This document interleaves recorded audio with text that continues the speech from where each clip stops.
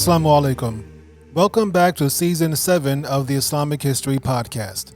I'm your host, Muttaqi Ismail. In this season, we are discussing the Bosnian War of the 1990s. This is episode 7-6, Austria and Yugoslavia. Before we get into the episode, let's do a brief recap of where we are so far. From the 14th to the 16th centuries, the Ottoman Empire conquers much of the Balkans, including Constantinople. By the end of the 16th century, most of Bosnia is conquered as well. Now part of the Ottoman Empire, Bosnians who accept Islam attain a privileged position in society. However, animosity is growing within the Ottoman Empire's non-Muslim population in the Balkans. And with that, let's discuss how the Ottoman Empire lost Bosnia.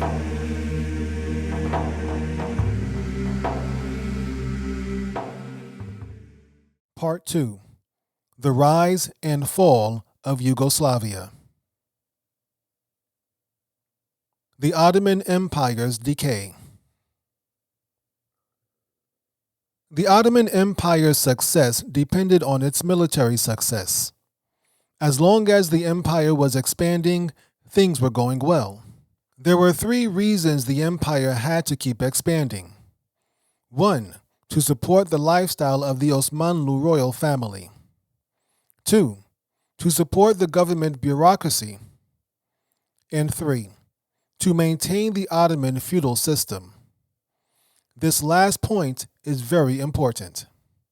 One of the incentives for joining the military was the opportunity for land and wealth. Newly conquered lands often went to warriors and generals who had been successful in battle. But when the empire stopped expanding, and in fact started shrinking, this system fell apart. Part of the Ottoman Empire's decline is attributed to its inability to abolish the feudal system and its dependency on that system. Feudalism worked fine during the Middle Ages, but it was totally unsuitable for the industrial age, and the Ottomans never truly adapted. By the late 1800s, Europe and the United States were well ahead of the Ottoman Empire in technology, wealth, and military strength. As the Western world progressed, the Ottoman Empire became less significant on the world stage. For centuries, the Ottoman Empire was the link between Europe and Asia. But with the invention of steam-powered ships, railroads, and the telegraph, European nations could trade directly with Asia without having to go through the Ottomans. Western nations were built on capitalism, colonialism, and industrialism. And regardless of how we view these things today, they brought immense wealth and power to these nations. The Ottoman Empire did try to progress and make changes, but very few of their reforms made any significant difference. There were two reasons for this. 1. The European powers continually interfered in Ottoman domestic and foreign affairs. And 2. Ottoman Muslims often resisted the government's reforms. Internal resistance was a major impediment to Ottoman reform. One of the most contentious issues was taxes. The empire lost significant tax revenue when European nations began trading directly with Asia. To make up for this, the empire raised taxes on landowners, most of whom were Muslim. The Muslim landowners, who were the backbone of Ottoman feudal society, resented these higher taxes. Some Ottoman intellectuals believed Islam was holding the empire back. Rather than simply invest in science and technology, these intellectuals advocated decreasing Islam's role in the empire. The Sublime Porte, the term used for the Ottoman central government, accepted some of these ideas. They began imitating the European education system and implemented an increasingly secular legal system. Many Muslims in the empire resisted these changes, accusing the government of imitating the West. In their rush to imitate the Europeans, the Ottomans also adopted nationalism. It was no longer a matter of Muslim or non-Muslim. It was now a matter of Turkish Muslim and Arab Muslim and Kurdish Muslim and Bosnian Muslim. The impact on Bosnian Muslims. The Muslims of Ottoman Bosnia felt these changes more acutely than others. Bosnia was very much a feudal society and slow to accept the government reforms. By the Industrial Revolution, agricultural practices in Bosnia were outdated, far behind their European and American counterparts. This resulted in lower output and higher unemployment rates. Bosnian Muslims were often at odds with the Sublime Porte. They were hard hit by the increased taxes. They did not like sending their sons off to fight the empire's never-ending wars. They shared a border with hostile Serbia. They were under constant threat of European aggression, and the Sublime Porte wanted to abolish the Janissaries. By the early 19th century, the Janissaries were no longer the elite fighting force that had helped capture Constantinople in 1453. They were an entrenched, bureaucratic, political nightmare, and they were no longer effective on the battlefield. The Janissaries were only concerned about their status, wealth, and privilege. Most Janissaries stationed in Bosnia were from Bosnia. In order to modernize its military, the Sublime Porte had to get rid of the Janissary Corps, and this angered Bosnian Janissaries and their families. The military and religious establishments were on the same page in this regard. The Bosnian military elite did not like the military reforms, and the Bosnian Islamic elite did not like the social reforms. Surprisingly, many Bosnian Christians also resented Ottoman reforms. The Ottoman millet system allowed the Christian leadership in Bosnia to run their communities independently with little interference from the government. But the proposed reforms wanted to end this system and with it, the privileged positions of these Christian leaders. With all of these issues, the Ottoman Bosnian community prepared to resist the government's reforms. Some of the Bosnian feudal lords had their own personal armies which they used to chase away government employees. The Sublime Porte did not know how to handle these Bosnians who, for all intents and purposes, were staging a rebellion. While Istanbul tried to figure things out, the Bosnian feudal lords operated independently of the government. Eventually, the Sublime Porte decided they could not allow one of their provinces to defy the law and the Sultan. This led to fighting between the Ottoman government and the Bosnians. The Bosnian Uprising. The Bosnian Uprising took place in 1831, a few years after Russia defeated the Ottomans during the Greek War for Independence. Furious about the defeat and the lost territory, Sultan Mahmud II introduced various measures to reform the feudal and military systems in Bosnia. This sparked a revolt in Bosnian Muslim landowners allied with a group of Albanians against the government. Initially, the rebels did fairly well, capturing the city of Travnik about 55 miles west of Sarajevo. Encouraged by this early success, the rebels demanded Bosnia be granted autonomy, though they'd continued to pledge allegiance to the Ottoman Sultan. But soon things went downhill for the rebels. Internal discord turned the landowners against each other, which the government exploited. Ottoman forces finally put down the rebellion in 1832 and proceeded to implement many of the Sultan's reforms. The results were mixed. The Ottomans continued to lose against the Russians and other Christian European powers throughout the 1800s. And when the Ottomans lost wars, they also lost land. This further weakened the empire, putting it at the mercy of the Europeans. The Europeans forced the Ottomans to enact reforms which often benefited the Europeans more than the Ottomans. When the empire tried to enact these reforms, they again met resistance, alienating their Muslim subjects, including the Bosnians. The Ottoman Empire was in a downward spiral, losing their grip on the Balkans, and they had no idea how to stop it. Their Christian subjects, especially the Orthodox Serbs, felt no attachment to the Sublime Porte. Their Muslim subjects were upset about the reforms. The Russian and Austrian empires had already pried Serbia, Montenegro, and Bulgaria from the Ottomans and were planning to take more. And the other Western powers were plotting to weaken the Ottoman Empire and take even more territory. And what was the Ottoman response to these challenges? Nationalism.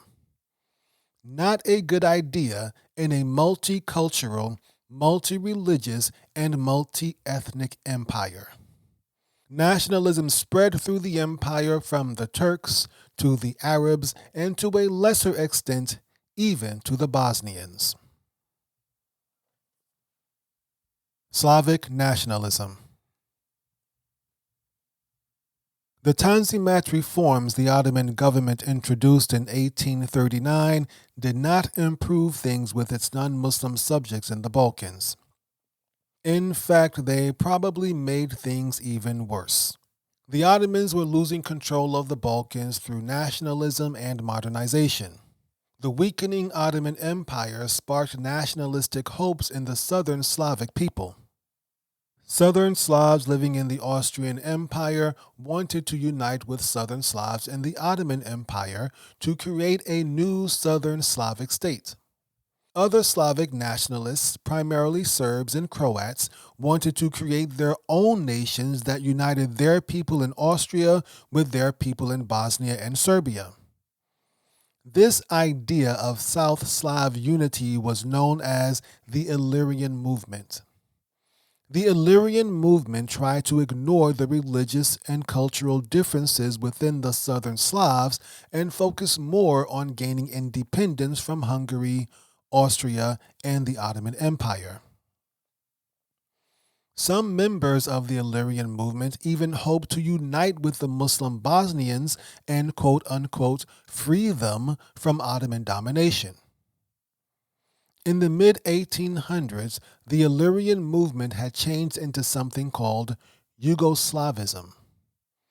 Yugo means south, so one might think of this as South Slavism. The leaders of Yugoslavism pushed for a Yugoslav state that included both Serbs and Croats. Most Serbs were not interested in this idea. They preferred independence from the Ottomans and unification with Serbia. By the early 1900s, Yugoslavism was all but dead. Bosnian Muslim identity. Let's discuss the word Bosniak. Muslim Bosnians have called themselves Bosniaci or Bosniak for centuries. This differentiated them from non-Muslim Bosnians and non-Bosnian Muslims living in Bosnia. The Ottoman government, however, referred to everyone living in Bosnia as Bosniak regardless of their religious affiliation. During the communist era of the 1960s, the term Bosniak fell out of use only to be revived again in the 1990s. Today, it is enough to understand that Bosniak is the preferred term for Bosnian Muslims. By the mid-1800s, the Ottomans knew they were losing the Balkans and depended on the Bosniaks to help them keep it. But this was unrealistic since the Sublime Porte had little authority in Bosnia. The Muslim Bosnian elite dominated Bosnia. They enacted their own agricultural and government policies independent of whatever scheme or reforms the Sublime Porte wanted. This is not to say the Bosnians were about to rebel again. In fact, they shared the same interests as the Ottoman government in maintaining control over the Balkans. And despite the rise in nationalism, Bosnian Muslims were still loyal to the Ottoman government. But the average Bosniak was more loyal to their local leaders than the government in Istanbul. There were too many divisions in Bosnia to effectively unite in support of the Sublime Porte. There were Orthodox Bosnian Serbs, Catholic Bosnian Croats, and Muslim Bosniaks. There was also a language divide. Muslim and Christian Bosnians spoke almost the same language, but Bosnians spoke a different language from the Turkish-speaking Ottoman government that ruled over them. There were regional divides. Rural Muslim and Christian Bosnians resented the city-dwelling elites whom they supported with their taxes. And the wealthy elite, most of whom were Muslim, kept increasing taxes on rural Bosnians in order to support their lifestyle.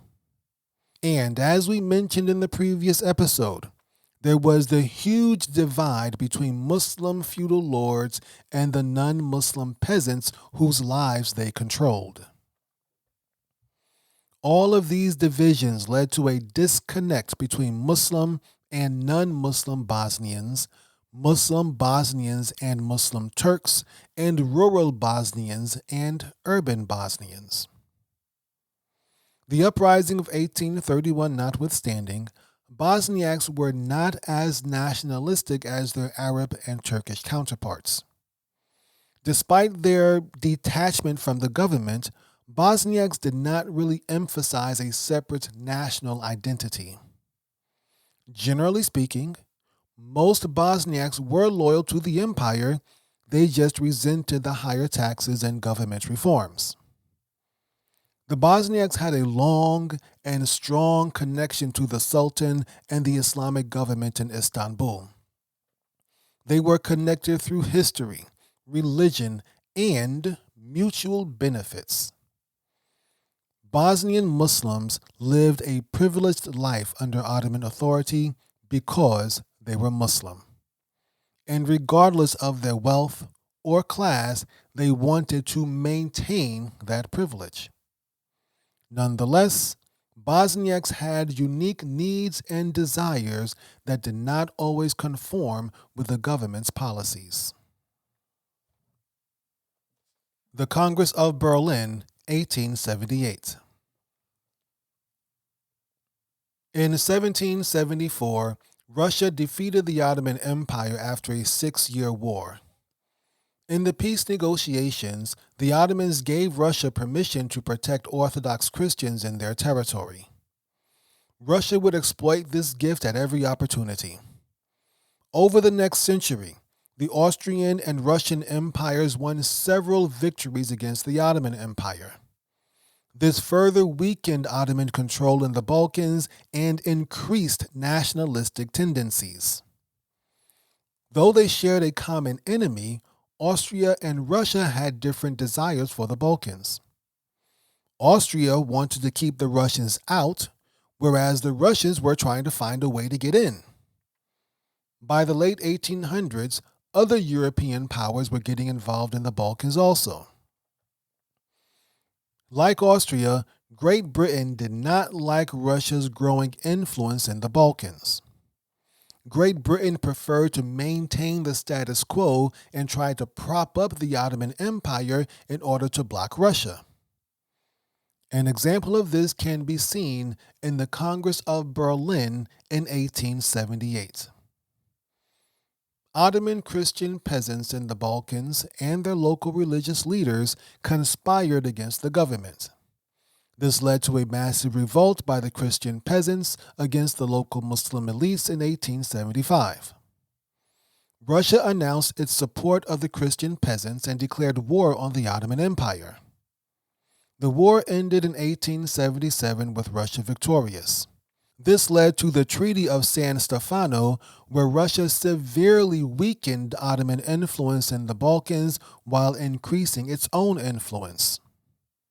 However, the Austro-Hungarian Kingdom and Great Britain disagreed with this treaty. The Austrians were concerned it would increase Slavic nationalism, and the British were concerned about Russia getting too strong in the Balkans. Britain, Austria, and France called for a meeting of the European powers in Berlin in the summer of 1878. This meeting was called the Congress of Berlin, not to be confused with the Berlin Conference, which led to the European partitioning of Africa. The primary goal of the Congress of Berlin was to preserve the balance of power among the European nations while also maintaining some measure of peace. The Congress of Berlin led to the Treaty of Berlin. The Treaty of Berlin revised the Treaty of San Stefano to lessen Russian gains but also weaken Ottoman power in the Balkans. There were several terms to the treaty, including full independence of Montenegro, Serbia, and Romania from the Ottoman Empire. These nations had been autonomous states for many years, but still nominally part of the Ottoman Empire. For our purposes, the most important part of the Treaty of Berlin was the Ottoman Empire ceding control of Bosnia to the Austro-Hungarian Kingdom. The treaty gave Austria the right to occupy and administer Bosnia, though the Sultan would continue to hold formal sovereign rights until 1908. In other words, Austria controlled Bosnia, but the Ottoman Empire could pretend it was still in charge. This was a windfall for Austria. The Habsburg dynasty that controlled the dual kingdom of Austria-Hungary had a weak navy. This prevented them from expanding overseas like France, Germany, and Great Britain. The only way for Austria to expand was through the Balkans, and acquiring Bosnia gave them that opportunity. Not only would it give them a chance to influence newly independent Serbia, they could also exploit Bosnia's natural resources. Bosnia had large deposits of gold, silver, lead, iron, and coal. It also had vast untapped forests and a large labor force. Nonetheless, Bosnia's vague legal status was a challenge for the Austro-Hungarian Kingdom. In order to avoid controversy, the Joint Imperial Ministry of Finance administered Bosnia. This made it a crown possession and outside the responsibility of either Austria or Hungary. Bosnian resistance. Just before the occupation began, social unrest paralyzed Bosnia as the Bosniaks resisted domination by the Christian Habsburg monarchy.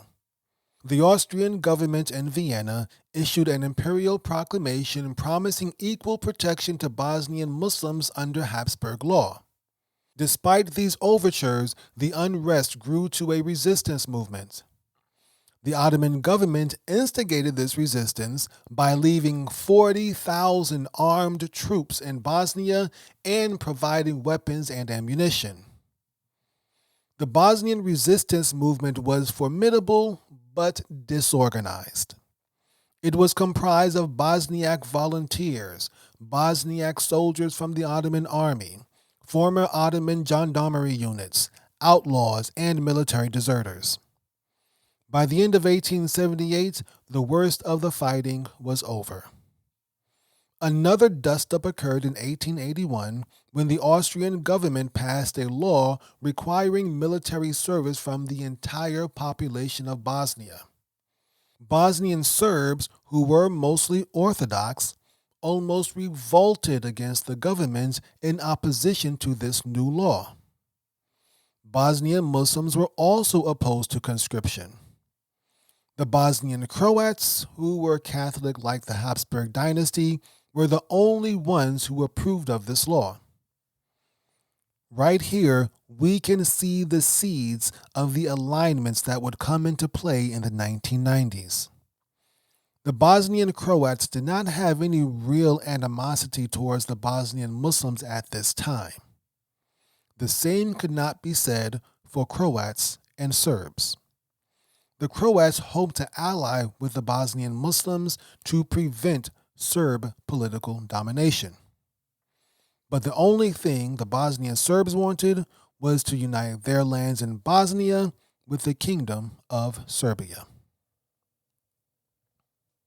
Bosnian Muslim affairs in Austro-Hungary. Like everyone else in the Ottoman Empire, the Bosniaks' primary identity was their religion, Islam. But after the Treaty of Berlin, for the first time ever, Bosnian Muslims were under the jurisdiction of non-Muslims. Not only were the Bosniaks separated from other Muslims in the Ottoman Empire, they were also separated from other South Slavs in the Balkans. This was the beginning of a new era and several challenges for Bosnian Muslims. In 1879, Austria-Hungary and the Ottoman Empire negotiated the Novi Pazar Convention, which laid out the legal status of Bosnia and Herzegovina. It confirmed Ottoman sovereignty and the Sultan's rights as head of the Muslim community. Bosnian Muslims retained the right to contact Muslims in the Ottoman Empire and to practice their own customs and traditions. They were even allowed to use Ottoman currency in Bosnia. Generally speaking, the Austrian government allowed considerable religious freedom in Bosnia. The Islamic community of Bosnia and Herzegovina. In 1882, the Ottoman Sheikhul Islam appointed a Bosnian mufti named Hilmi Efendi Omarovic. The Austrian government gave him the title Ra'isul Olam, which means head of the scholars. Mufti Hilmi now had the authority to appoint Muslim judges in Bosnia. This was the beginning of the Islamic Community of Bosnia and Herzegovina, or ICBH. This is the most important and influential Islamic organization in Bosnia. The ICBH promoted a more liberal expression of Islam to fit in better with the Christian government of Austria-Hungary. As such, Bosnia's approach to Islam is more liberal than what is found in many Muslim countries. However, things changed after World War I. We will discuss this period in more depth in the next episode, but for now, here's a brief overview. After Austria was defeated in the war, Bosnia became part of a new nation called the Kingdom of Serbs, Croats, and Slovenes. This kingdom was ruled by a Serbian dynasty that abolished the religious freedom Bosnians had enjoyed under the Austrians. Then, the ICBH headquarters were moved out of Sarajevo to Belgrade in Serbia, where the government could keep a closer watch. Things got even worse after World War II, as much of the Balkans fell under communist rule. ICBH property was seized and nationalized by the communist Yugoslav government, and Islamic schools were shut down. By the 1980s, Bosniaks had lived for decades under communist rule and were much less religious. Being Muslim was more of an ethnic identity than a religious one. Today, however, the ICBH plays a critical role in revitalizing Islam in Bosnia and reconnecting Bosniaks with their Islamic heritage. In the next episode, we will discuss Marshal Tito and the founding of Yugoslavia.